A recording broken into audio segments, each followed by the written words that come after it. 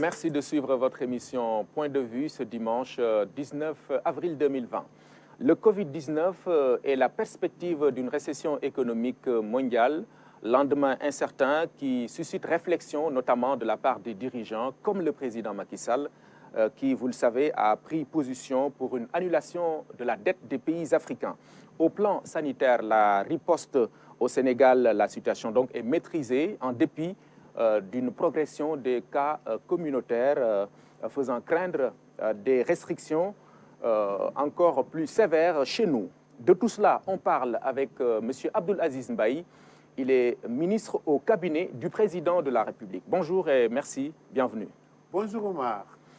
Nous avons suivi ensemble le point du jour des services du ministère de la Santé. Aujourd'hui, on dénombre 17 cas testés positifs, dont 15 contacts et 2 issus de la transmission communautaire. À ce jour, sur les 367 cas répertoriés, 143 sont encore sous traitement contre 220 guéris. Oui, je crois qu'on doit se satisfaire de l'évolution des choses au Sénégal, mais pas s'en contenter. Oui. Il faut redoubler d'efforts. Il faut faire de telle sorte que cette maladie, qui est une maladie globalement reconnue aujourd'hui, et le Covid est une maladie qui s'attaque à ceux qui veulent l'ignorer. Ouais.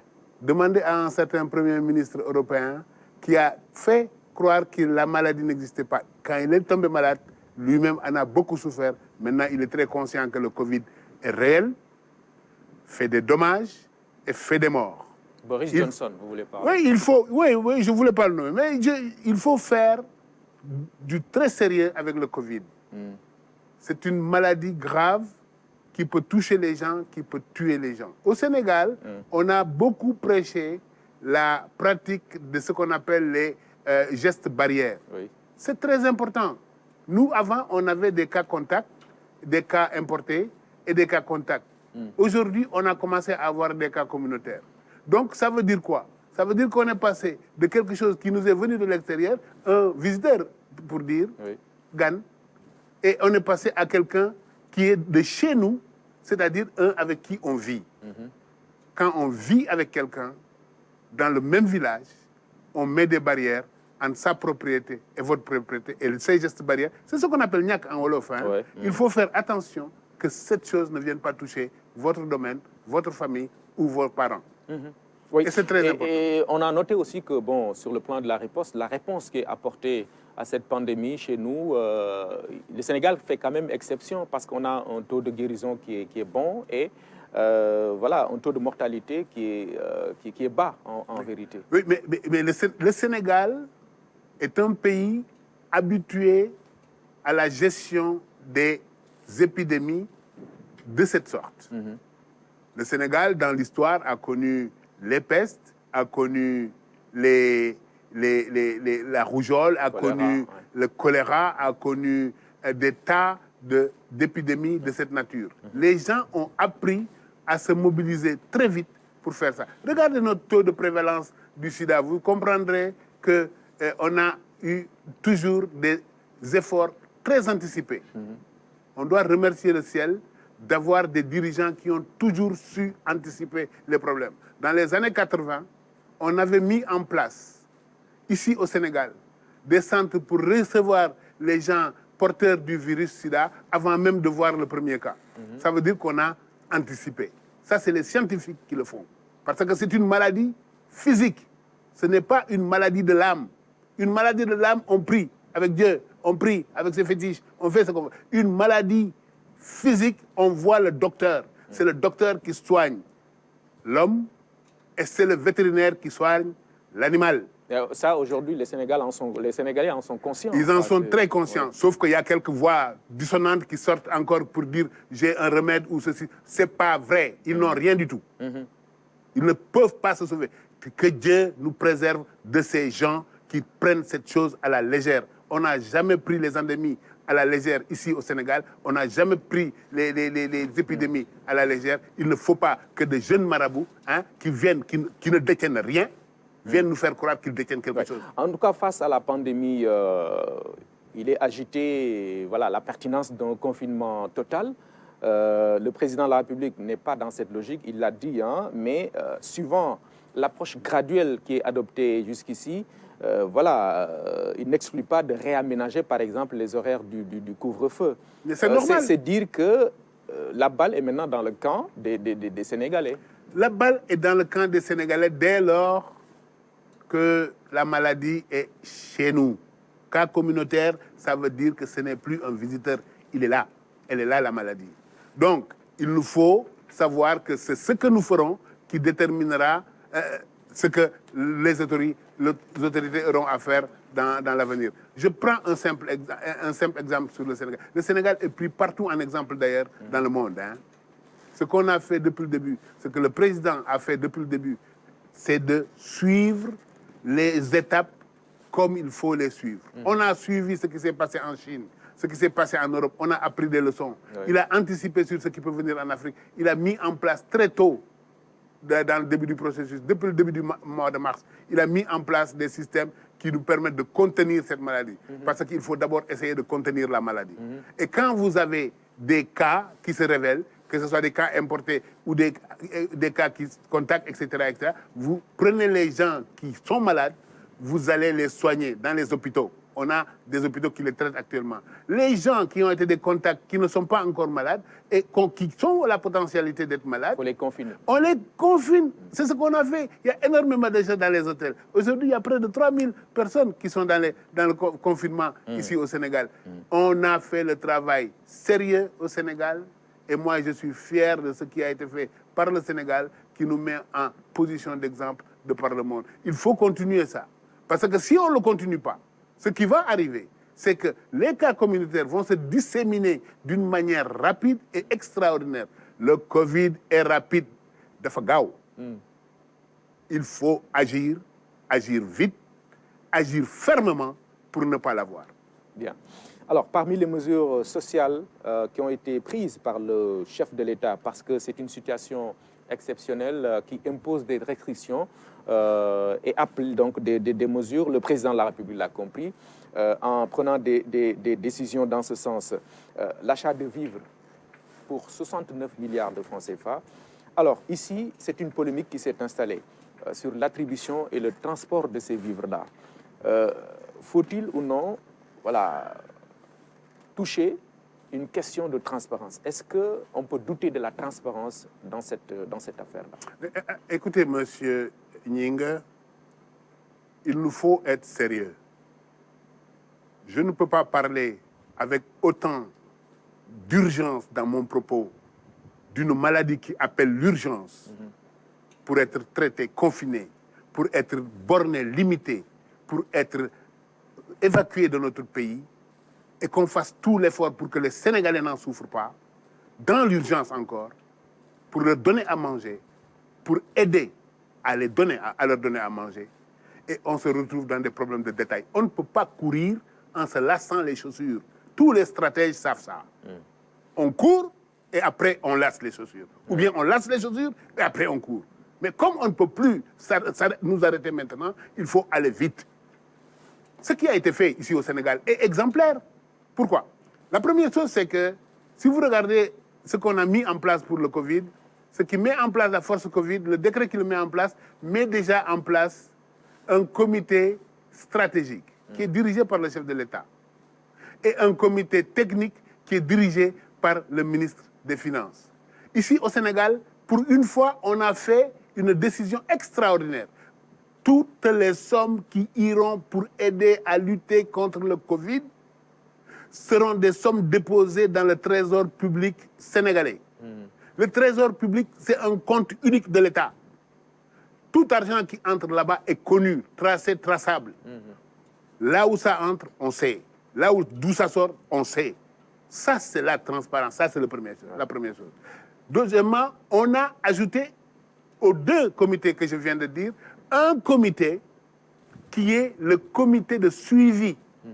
C'est-à-dire que pendant et après l'exercice, des gens seront à même de regarder ce qui a été fait, de le regarder dans les détails. Quiconque trouve que quelque chose n'est pas bien fait, il faut le dénoncer tout de suite. mais il faut se taire en courant. Il faut prendre note en courant. Certaines choses, on corrigera pendant qu'on court. D'autres, on corrigera quand on sera assis, parce qu'on aura eu fini de faire le travail qu'il faut pour évacuer le Covid de chez nous. Mais rappelez-vous, nous avons ici au Sénégal des organes de contrôle. On a des organes faits pour contrôler ce que nous faisons au jour le jour. L'OFNAC, il est là pour ça. On a les IGE, on a la Cour des comptes, on a toutes sortes de systèmes de contrôle qui existent au Sénégal. Donc devant l'urgence, le débat ne s'impose pas, c'est ce que vous voulez dire. Devant l'urgence, il n'y a que les gens qui n'ont aucun propos. D'ailleurs, vous regarderez que ceux qui soulèvent ce type de débat sont les mêmes qui ont soulevé dans le passé d'autres types de débats. Ils ne vivent que dans le débat. Ils n'ont jamais dirigé, ni jamais exécuté, ils n'ont jamais rien fait. Demandez-leur ce qu'ils ont fait. Au lieu de parler. Nous, on travaille. L'État travaille. Le chef de l'État travaille. Man, l'imaham, ce que je sais, c'est ça. Si, quand maintenant on finit et qu'on me dise qu'il y a eu quelque chose qui n'a pas été fait dans la bonne manière, sachez qu'ici au Sénégal, le temps de l'histoire est plus long, le temps de la justice est plus long, tous les deux sont plus longs que le temps du pouvoir. Il n'y a rien qui échappe à ces deux-là. Si on échappe à la justice, on n'échappe pas à l'histoire. Et on n'échappera jamais à la justice, j'espère, dans ce pays. Mais vous voyez l'affaire sous quel angle? Par exemple, parce que bon, on parle d'un député qui n'aurait pas droit au marché, ou d'un autre Sénégalais qui n'est pas connu dans les rues, etc. Bon. Qu'est-ce que ça veut dire? Mais vous croyez que les gens qui attribuent les choses sont assez ignorants pour ignorer le fait qu'il y a des gens qui parlent de tout et de rien tout le temps? Vont-ils prendre le risque de faire des choses sans considération? Ce n'est pas vrai. Et je trouve inacceptable que quelqu'un fasse la distinction entre un Sénégalais parce qu'il est d'origine libanaise ou un Sénégalais parce qu'il est d'origine du Cayor comme moi. On est tous Sénégalais. On est tous Sénégalais. Il faut arrêter ça. Et chaque fois qu'ils sont coincés et qu'ils veulent s'attaquer à la même chose, c'est-à-dire au pouvoir en place, ils vont prendre quelqu'un qui, de près ou de loin, est lié au pouvoir en place. C'est-à-dire un député, un membre du gouvernement, etc. Il faut arrêter ces choses-là. On travaille sur une chose sérieuse, que les gens sérieux viennent travailler avec nous, parce que les gens non sérieux, on leur demande tout simplement une chose, de nous laisser travailler. Ils ne savent pas le bien mieux que nous. Nous xam lu bax. Ni nek ci gouvernement bi nekkuñu ci pour fond hein. Il faut arrêter ces choses-là. Ok, mais une fois que des gages sont donnés, la transparence est bien là, le challenge maintenant, c'est de mener l'opération dans les meilleures conditions. C'est vrai, il y a un registre qui est là, tenu, sur la base duquel on peut distribuer les vivres, mais il y a aussi beaucoup d'autres Sénégalais qui sont impactés par le Covid. Vous comprenez? Dans la situation actuelle, nous, depuis l'arrivée du président Macky Sall, on a développé au Sénégal ce qu'on appelle des filets sociaux. Ces filets sociaux, que ce soit la couverture maladie universelle, que ce soit les bourses de sécurité familiale. Ces bourses de sécurité, il y a 340 et quelques mille personnes qui bénéficient de ça. Ces gens vont être des bénéficiaires naturels de l'aide alimentaire qui est mise en place, 69 milliards. OK? Et vous verrez que c'est rien comparé au reste des 1000 milliards. Il y a déjà 77 milliards aussi pour le secteur touriste. Personne n'a rien à dire là-bas. Vous comprenez pourquoi je vous dis que les gens sont orientés dans leur analyse. Ce n'est pas important. Donc, ces 69 milliards, ces gens-là, il faut comprendre qu'il y a des gens qui, avant le Covid, arrivaient à joindre les deux bouts, comme on dit. C'était difficile, mais ils y arrivaient. Une, c'était une tresseuse. D'accord. L'autre, c'était un cordonnier qui faisait des chaussures. L'autre, c'était un petit tailleur. L'autre, c'était un petit chauffeur. Mais ces gens-là, avec le Covid, par exemple, avec la disparition du transport urbain, beaucoup en souffrent. Ces gens-là n'arrivent plus à joindre les deux bouts. Il faut les identifier dans la dignité et les aider dans la dignité. Et c'est ce que nous faisons avec les décisions du président Macky Sall pour prendre ces choses-là et les amener auprès d'eux. Il ne faut pas les mettre dans des situations où on les expose, où on diminue leur dignité. Il faut faire tout ça dans la dignité, c'est ce qui nous intéresse. Et pour le reste, ceux qui ne font que parler peuvent continuer à parler, mais qu'ils nous fassent de grâce le plaisir et l'honneur de nous laisser travailler. D'accord. Alors, dans le volet économique de ce plan de résilience, on note une mesure de sauvegarde de la stabilité macroéconomique et financière pour soutenir le secteur privé et maintenir des emplois.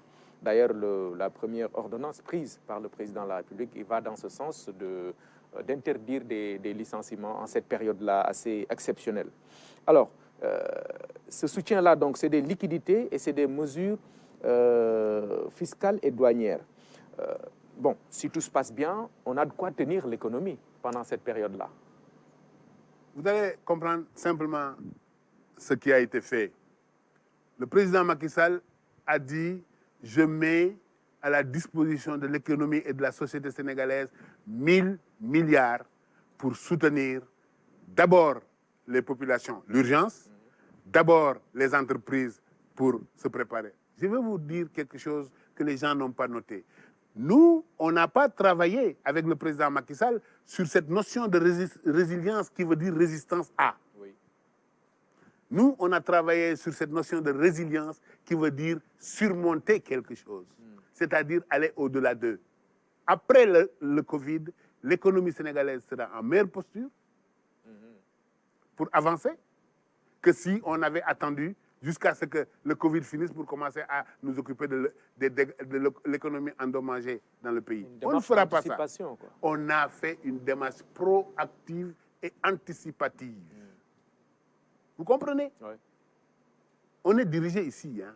J'ai l'habitude de dire au président, vous savez que le meilleur directeur d'un groupe humain, celui qui dirige un groupe humain, c'est celui qui sait se mettre sur un djanj, un monticule, pour observer l'avenir, en même temps que tenir son saguet pour combattre l'ennemi. Taxaw ci sa janj yore sa xeej. On a ça ici. On a quelqu'un sur le monticule et avec les armes pour nous battre pour le futur. Le secteur privé, l'économie est essentiellement faite du secteur privé. 95% par exemple, c'est dans l'informel. Des gens qui travaillent, mais ils travaillent avec un secteur formel qu'on connaît. Donc, si on tient le secteur formel, l'aider, si on l'aide à tenir et avancer, on arrive à ce moment-là à tenir notre économie et la mettre en bonne position pour sortir de la crise, pour qu'au sortir de la crise aussi, on soit dans une position de force. Mais je vais vous rappeler quelque chose. C'est ça, être keynésien. C'est dans la période de trouble qu'on prépare l'économie à être bien pendant la période où il n'y a plus de crise. Et ça, c'est ce que nous faisons aujourd'hui. Le président a mis 800 milliards pour tenir l'économie dans ce pays. Ouais. 800 milliards sur 1000 milliards. C'est quand même énorme. Ça veut dire quoi? Ça veut dire qu'on a mis de l'argent pour aider à des remises partielles de dette fiscale. On a mis de l'argent pour aider sur les questions de TVA. On a mis de l'argent pour des facilités de trésorerie. On a mis de l'argent pour aider les secteurs en difficulté, plus de 100 milliards. Mais surtout, on a mis 302 milliards pour aider, pour payer la dette intérieure. Vous savez ce que c'est que payer la dette intérieure? Quand vous payez un fournisseur de l'État, une petite société qui avait un petit 5 millions à récupérer, si vous la payez ce matin à Dakar, vous savez où va l'argent dans l'après-midi? À Thiès, sa famille a reçu une partie de 5 millions. Oui. Hein? Avant la tombée de la nuit, à Khombol, son cousin a reçu une partie de ces 5 millions. Ça, c'est nourrir l'économie. Faire que l'économie tienne pendant qu'on avance dans la lutte acharnée qu'on fait contre le Covid. C'est ça qui est important. Le président a fait ça. Mais le Sénégal est généreux avec son secteur privé. Non, maintenant, il y a une question qui est agitée, parlant justement de cette générosité du secteur privé. 800 milliards sur les 1000, on dit, dans le cadre des contributions ou autres dons en soutien aux forces Covid créées par le président de la République, c'est vrai, le privé contribue. Mais est-ce que sa contribution est à la hauteur de la générosité de l'État? Non, non, non. Le secteur privé sénégalais, moi, j'en suis pas fier. Ah oui? Je ne suis pas fier du secteur privé sénégalais. Pour plusieurs raisons que je vais vous expliquer. Il y a des secteurs ici qui ont été protégés depuis 15 ans par l'État sénégalais, qui ne sont en compétition avec rien qui vient de l'extérieur, qui ont fait des centaines de milliards de bénéfices dans ce pays pendant ces 15 ans. Quand l'État a besoin, quand le peuple sénégalais a besoin, je ne trouve pas que c'est décent de venir avec un 100 millions pour aider cette question. Ouais. Moi, je serais à la tête de ce secteur économique-là, je mettrais plusieurs dizaines de milliards sur la table pour dire au Sénégal merci d'avoir protégé notre industrie, notre secteur pendant tout ce temps qui nous a permis d'engranger de l'argent chez nous. Mais c'est là où on vient dans les nouvelles formes de solidarité dont parle le président Macky Sall quand il parle du nouvel ordre économique, oui. Du nouvel ordre mondial. Oui. Il dit, les nouvelles formes de solidarité, c'est quoi? On va devoir découvrir des choses nouvelles au Sénégal. Prenez la Sonatel.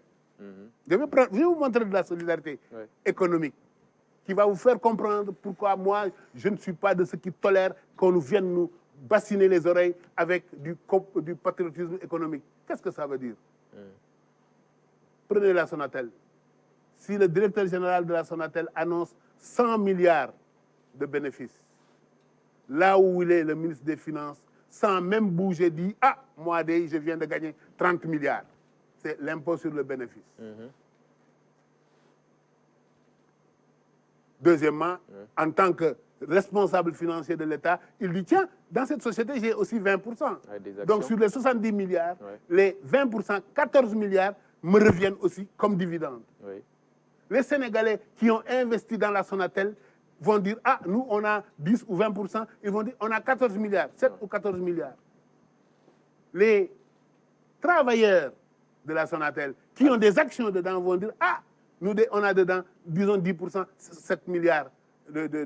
Ce qui va sortir de ce pays sur les 100 milliards, c'est presque rien. » Ça, c'est une solidarité. Oui. C'est une solidarité économique concrète. Aucune de nos grandes entreprises que vous voyez ici au Sénégal, à part la Sonatel et à part Total, et là je reviens pour les sociétés étrangères basées ici, il faut prendre le modèle Total, associer les Sénégalais à leur activité, à leur capital et à leur gain. C'est ça des nouvelles formes de solidarité. Donc là, vous vous adressez au privé national comme au privé international. Oui. Tout le monde. Parce qu'on ne peut pas venir ici gagner beaucoup d'argent. Prenez les autoroutes. Beaucoup d'argent sur les autoroutes, par exemple, et ne pas, quand on a des problèmes comme ça, venir avec des sommes significatives, commensurables avec les gains qu'on fait dans ce pays pendant longtemps. Il faut arrêter de parler de n'importe quoi. Les vrais problèmes sont là. Les nouvelles formes de solidarité qu'on demande, c'est là. Il faut que les gens y viennent. Il faut qu'on change la manière de réfléchir notre société. Il faut qu'on se batte auprès du chef de l'État qui a ses idées. Ce que je dis là, il a des bonnes idées comme ça. Il faut qu'on l'aide à les mettre en place pour que la solidarité soit réelle entre les Sénégalais et leurs entreprises, mais aussi entre les Sénégalais et toutes les entreprises qui travaillent au Sénégal avant d'aller entre le Sénégal avec l'international. Donc, en termes clairs, on peut aller au-delà de ces 1000 milliards avec l'apport, parce qu'il n'est pas trop tard, hein, l'apport du privé. Les entreprises du secteur privé national peuvent faire plus. C'est des gens qui ne sont pas sur la bourse. Ce que la Sonatel fait, elle le fait parce qu'elle est dans la bourse. Parce qu'elle a partagé son actionnariat parmi tout le monde. Les Sénégalais, les travailleurs, l'État sénégalais, mais aussi d'autres gens venus de l'étranger qui sont venus nous amener technologie et autres choses. Il faut qu'ils aillent à la bourse. Sinon, qu'est-ce qui va se passer? Une entreprise sénégalaise normale qui appartient à M. Khoureyssi, je ne sais pas quoi, ou M. Hassan Sall, hein? Le soir, ils disent « j'ai 10 milliards de bénéfices ». L'État va prendre 3, d'accord. Mais les 7, c'est pour lui et sa famille, c'est tout. Mais il faut arrêter ça. En allant à la bourse, La famille, là, va décider de dire les 7, on va les partager avec les travailleurs de la société et on va les partager avec l'économie sénégalaise, avec les Sénégalais. C'est ça, les nouvelles formes de solidarité. Il faut changer la manière de voir dans ce pays. D'accord. On a les moyens, nos sociétés peuvent faire plus. Elles n'ont qu'à se lever et faire beaucoup mieux. Beaucoup mieux. Moi, je vous ai dit en commençant avec les sociétés que je n'ai aucune fierté d'eux. Bon. J'en connais un certain nombre. Je les invite vraiment à être les grands seigneurs qu'on attend d'eux. D'accord. Donner encore plus, quoi. Casquer plus fort. Alors, question relative à la dette africaine. Dans la perspective sombre qu'on évoque d'après Covid, le président Macky Sall, on le rappelle, il a lancé un appel, l'appel de Dakar, pour une stratégie d'annulation de la dette des pays africains. Avec des échos favorables, on l'a vu, beaucoup de dirigeants ont répondu à cet appel-là. Vous connaissez bien ces questions, hein? Vous avez été fonctionnaire international, ambassadeur de l'Union européenne notamment. Pourquoi cet appel-là s'impose aujourd'hui?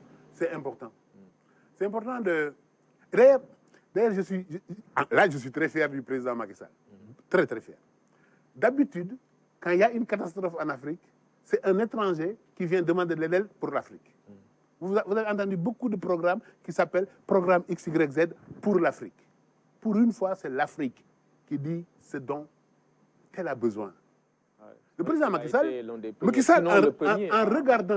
en regardant les chiffres de son plan Covid, s'est rendu compte que ce qu'on voulait faire, par exemple, pour le secteur privé, pour tenir notre économie, si on compare ça à l'intérêt de la dette, 580 milliards, ou si on compare ça au service de la dette, 800 milliards, c'était du même ordre de grandeur. Il dit, mais si je n'avais pas la dette, je finançais ça rapidement. Or, je suis dans une crise où je ne suis pas en train seulement de préserver le Sénégal. Je suis en train de préserver le monde entier. Si la personne qui avait acheté le pangolin à Wuhan savait qu'en achetant ça, il mettait à risque le monde, et s'il avait fait comme le président Macky Sall, s'il voulait préserver le monde aussi, il n'aurait pas acheté. Mais lui, ce qu'il fait au Sénégal, le président Macky Sall, c'est pour préserver les Sénégalais, mais c'est pour préserver le monde aussi. Il dit que c'est de la responsabilité de tous. Il nous faut une nouvelle solidarité mondiale fondée sur l'humanité des gens, fondée sur l'humain, des nouvelles formes de solidarité pour l'humanité. Ouais. C'est ça le nouvel ordre dont il parle. Ouais. Vous comprenez? Quand on veut ça, on commence par faire quoi? On commence à aller vers l'essentiel. L'essentiel aujourd'hui, c'est quoi? C'est bâtir les moyens de battre le Covid.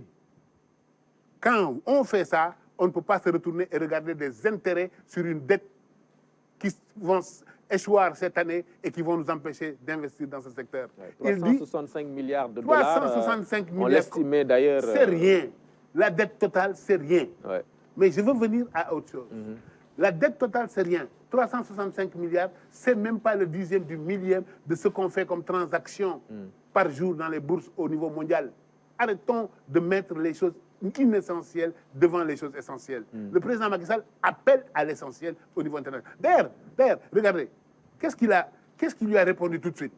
Ceux qui ont répondu tout de suite, c'est le Fonds monétaire, c'est la Banque mondiale. Ouais. C'est eux qui ont dit, mais il a raison. Pour une fois, l'Afrique qui dirige l'action pour l'Afrique. Ça, c'est le président Macky Sall. Deuxièmement, qu'est-ce qui a dit oui? Le pape. Ouais, le pape François, un homme d'une sainteté incontestable, un homme d'une bonté incontestable, et qui a défendu ça. D'ailleurs, en passant, je veux remercier aussi nos chefs religieux. Moi, j'ai été sensible à ce qu'a fait Seigne Muntaha. 200 millions. 200 millions d'emblée. D'emblée. Hier, il a donné 80 tonnes. Hein? Il parle en barigo. Il a donné 800 barigots de riz et je ne sais pas combien de barigots de mil pour distribuer aux gens pour vivre. Voilà ce que j'attends d'un chef religieux qui comprend que cette bataille n'est pas une bataille pour l'âme, c'est une bataille physique. Il faut aider les gens physiquement. Donc, revenant sur le président Macky Sall, son annonce a été soutenue par le pape. Son annonce a été soutenue par le président Macron. Tout le monde maintenant essaie de faire une initiative. Mais c'est lui qui, le premier, a ouvert la bouche pour défendre l'Afrique d'une manière forte, acceptable par beaucoup de gens. Il faut que les Sénégalais soient fiers de ça et soutiennent ça. Les Sénégalais qui ne maîtrisent pas la politique internationale, qui ne maîtrisent pas l'économie internationale et qui se permettent d'aller dans les réseaux sociaux donner un point de vue qui dañu war a bàyyi di wax lu ñu xamul. Qu'on ne parle que de ce qu'on sait et chacun y gagnera. À mon avis, quand le monde salue notre président, nous devons nous aussi le saluer. D'accord. Maintenant, puisqu'il s'agit d'un débat, hein, comme on le sait, certains pensent que bon, c'est une situation qui profite ou qui va profiter aux pays occidentaux qui ont su tout le temps tirer leur épingle du jeu. Mais oui, mais certains pensent comme ça, c'est l'approche complotiste là. Ouais. Ils disent que si lui, il le dit, c'est le nouvel ordre, c'est que les Européens, les Occidentaux veulent reprendre la main par rapport à la Chine, etc. Oui. Ouais. Sur les 365 milliards de dollars, 133 ou 140 de la dette africaine, milliards reviennent à la Chine. La Chine a trouvé des formes nouvelles de coopération avec les Africains. Il faut que tout le monde essaie de s'améliorer et trouver des formes nouvelles de coopération. On n'a plus le temps dans le monde moderne de faire des plans de développement, de négocier projet par projet dans des négociations interminables pour l'obtention de quelques milliers de dollars, alors que le marché est là qui peut le fournir. Offrez-nous la possibilité de garantir nos investissements du secteur privé. Offrez-nous la possibilité d'adresser les questions sanitaires qui nous sont des problèmes communs à nous. Ensemble, le Sénégal et le monde, l'Afrique et le monde. Offrez-nous les moyens de nous attaquer à ça. Offrez-nous les moyens de nous attaquer à l'autre terrorisme qu'on a tendance à oublier. Il y a le grand terroriste Covid. Ouais. Covid est un terroriste. Sous une autre forme, quoi. C'est un terroriste. Tout court. Un terroriste, c'est celui qui agit pour terroriser les peuples. Ouais. Covid nous terrorise tous. Ouais. C'est le terroriste le plus efficace de l'année. Ouais. Vous comprenez? Donc, tous ces combats-là, on doit les mener ensemble. Il est temps de dire aux gens, les dettes, elles sont là. On comprend qu'on vous les doit, mais ce serait beaucoup mieux si, ensemble, vous nous laissiez les moyens pour fonctionner. Je prends l'exemple. Et ce sera peut-être ça, d'ailleurs, à mon avis, la ligne de solution. Si on ne pense pas pouvoir éliminer la dette, on peut penser que le différé de 1 an donné par le G20 soit porté à 5 ans. Pourquoi pas? Si c'est porté à 5 ans, vous savez combien d'argent ça va libérer pour le Sénégal? 4 000 milliards de francs CFA. Ça n'annule pas leur problème s'ils tiennent à cette dette-là. L'important, c'est que pour lutter contre le Covid, pour lutter contre les conséquences immédiates du Covid, on puisse nous permettre de garder nos ressources, les maigres ressources que nous avons, pour les concentrer sur un combat qui non seulement intéresse les Sénégalais, mais aussi intéresse l'humanité. Et c'est revenir sur ces questions de l'humanité qui est la chose la plus importante, au lieu de simplement penser à des histoires de gains, à des histoires d'efficacité économique. Vous savez, l'efficacité économique, elle ne dispense personne des exigences de la solidarité humaine. Et c'est ça le message du président le nouvel ordre mondial. Voilà. Mais c'est donc un message de solidarité qui va appeler des réformes, notamment de la part de ces pays développés. Je pense que le président Macky Sall lui-même l'a dit. Mais les réformes, oui, mais attendez, pendant 30 ans, vous l'avez dit, j'étais du côté de l'Union européenne. Donc, je m'asseyais parmi les 3 sœurs. On croit que c'est 2 sœurs, la Banque mondiale et le Fonds monétaire, c'est pas vrai. Il y a une 3e sœur, ça s'appelle l'Union européenne. C'est eux, ensemble, qui font les choses, réellement, au fond des choses. Ouais. Quand on décidait de donner à un pays de l'aide budgétaire, vous savez sur quels critères on le faisait? On le faisait parce qu'on était sûr, on avait confiance. Confiance. La confiance. Donc le pays qui en bénéficiait avait du crédit. On avait confiance en ces systèmes de gestion pour pouvoir y mettre l'argent public international dans son budget pour que ce pays-là gère. C'est ça, l'aide budgétaire. Vous voyez, le mot qui est derrière, c'est confiance. Le Sénégal est un pays aujourd'hui qui bénéficie de la confiance international. Son président bénéficie de la confiance et du leadership dans l'international. Il faut que le Sénégal en profite. Il faut qu'ensemble, on se mobilise, on se serre la ceinture, on travaille, battre le Covid d'abord et ensuite développer notre pays. On a une opportunité formidable. Surtout formidable vers l'émergence. Pour le faire. Parce que nous, on peut accélérer en sortant. Parce que je vous ai dit, la stratégie du président Macky Sall n'a jamais été basée sur résister au Covid. Non. Nous, on veut surmonter le Covid, passer au-dessus, passer outre, le terrasser et avancer vers notre avenir. C'est nous qui avons choisi. Le Covid n'est pas une sorte d'obstacle à la marche vers l'émergence du Sénégal. Une épidémie est un obstacle à tout. Chez nous, comme à l'étranger. J'ai remarqué simplement une chose. Ceux qui n'ont pas eu des dirigeants comme nous, anticipatifs et proactifs comme nous, auront des problèmes. Ont des problèmes. Je vous donne 3 exemples. L'Angleterre n'y a pas cru. Boris Johnson n'y avait pas cru. Lui-même, il est tombé malade. En plus, son pays est en train de ravager. Okay? Deuxièmement, l'Italie. Pendant que les gens commençaient à se prémunir, ils ouvraient des matchs de 80 000 places, etc. etc. Et on sait aujourd'hui que de certains matchs se sont déroulés beaucoup de propagation du Covid chez eux. L'Espagne a eu ça. Mais on commence à avoir les États-Unis. Ouais. On est à 700 000 cas, 38 000 morts. Mais pourquoi? Malgré tout, le président Trump, voilà, l'économie, oui, mais les choses contre dans le le bon ordre. Oui. Vous comprenez? Les choses dans le bon ordre. Oui. Le bon ordre, c'est battre le Covid et en même temps préparer l'avenir de l'économie. C'est ce que nous faisons ici. Okay. On est exemplaires dans cette affaire-là. C'est vrai. Tout comme nos médecins d'ailleurs. Hein. Oui. Je dois dire aussi, hein, quand en 1980, on nous a prémunus du sida, c'était grâce à des médecins. Il y en a qui sont encore là.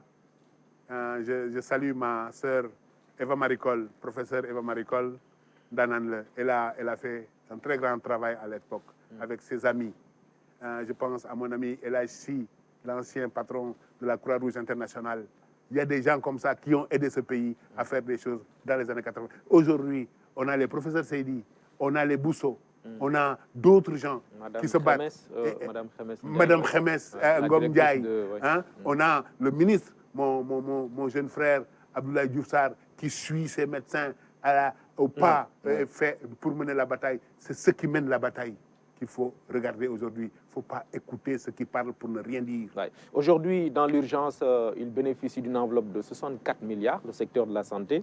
Maintenant, après le Covid, le président de la République, là aussi, l'a compris, il faut bâtir un système sanitaire résilient, de façon pérenne, parce qu'on en a souffert.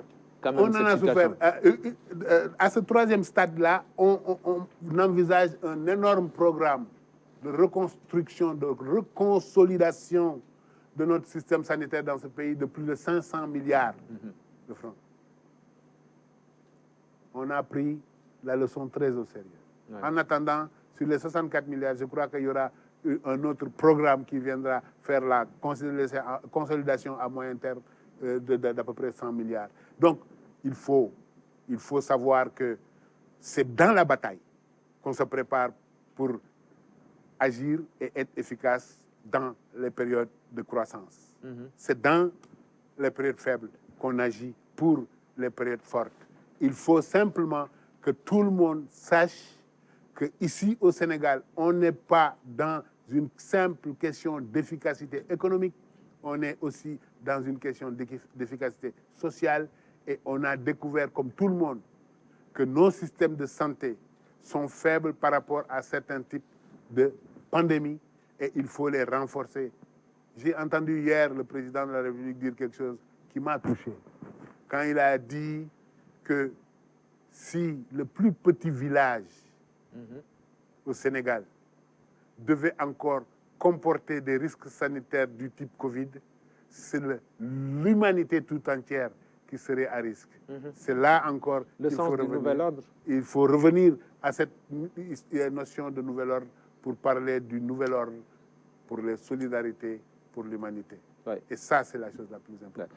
En d'autres termes, c'est mettre l'humain au cœur des actions que mèneront dans le futur les pays dans leur ensemble.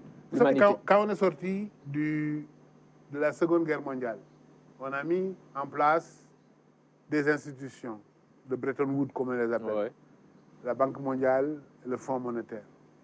Mais les idées de base, c'était l'économie néoclassique, néolibérale, ok, moderne, qui a gagné tous les combats. Cette économie a gagné son combat contre le communisme. Mais cette économie, on est en train de lui montrer qu'elle perd ses combats contre des systèmes qui dissolvent la relation. Le Covid dissout la relation. Il empêche le père de serrer le fils. Moi, on a un grand frère qui est en France, je ne dirai pas son nom. Il me dit que maintenant, il évite ses petits-enfants parce que ses petits-enfants sont peut-être des porteurs sains du Covid.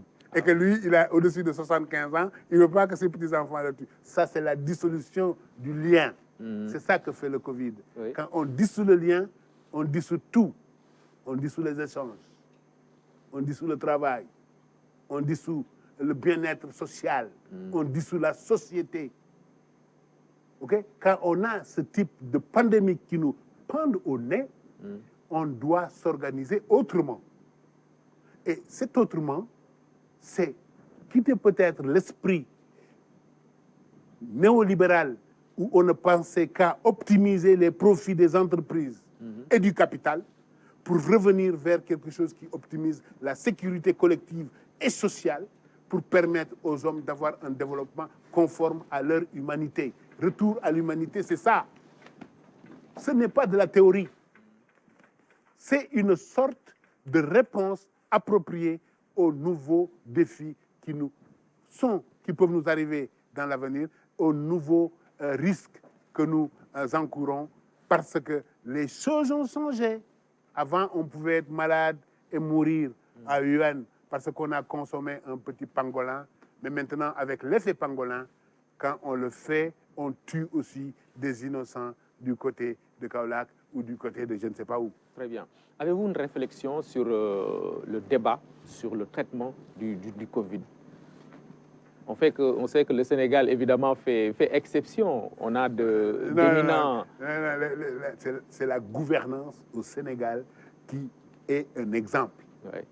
Proactivité et en même temps... Et ça inclut tout, quoi. Aussi Anticiper. bien au niveau des autorités étatiques qu'au niveau des médecins, de nos médecins. À nos médecins, moi, je vous ai dit mon admiration pour ces jeunes médecins. Vous savez que ma formation d'origine, c'est chercheur. Hein? Je suis un chercheur, j'appartiens encore au CNRS, parce qu'on y appartient à vie. Ouais. Moi, depuis 1983, je suis entré au CNRS et je suis resté chercheur dans l'âme. Mais je sais une chose, Oumar. Cette année, le prix Nobel de médecine n'ira pas à un gars qui s'occupe de recherche dans la médecine. Ça ira vers quelqu'un qui s'occupe de médecine pour les gens.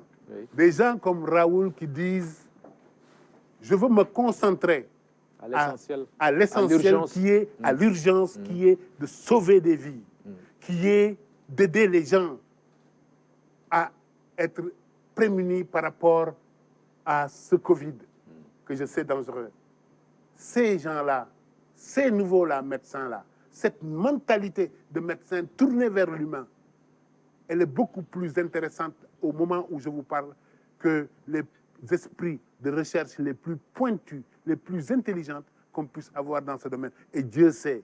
La réflexion peut attendre, quoi. Oui, la réflexion peut attendre. Oui. Et je vois que le Covid va changer beaucoup de choses. Mais nous pouvons dire aujourd'hui que grâce à notre leadership, on a changé et on va continuer à changer pour le meilleur. Très bien. Merci beaucoup, Monsieur le ministre, d'être venu à cette émission. Merci, moi, c'est toujours un plaisir. Merci. Mesdames, Messieurs, merci à vous d'avoir suivi ce numéro de Point de Vue que recevait, je le rappelle, Monsieur Abdoulaziz Mbaye, ministre au cabinet du Président de la République. Merci. À dimanche prochain pour un autre numéro.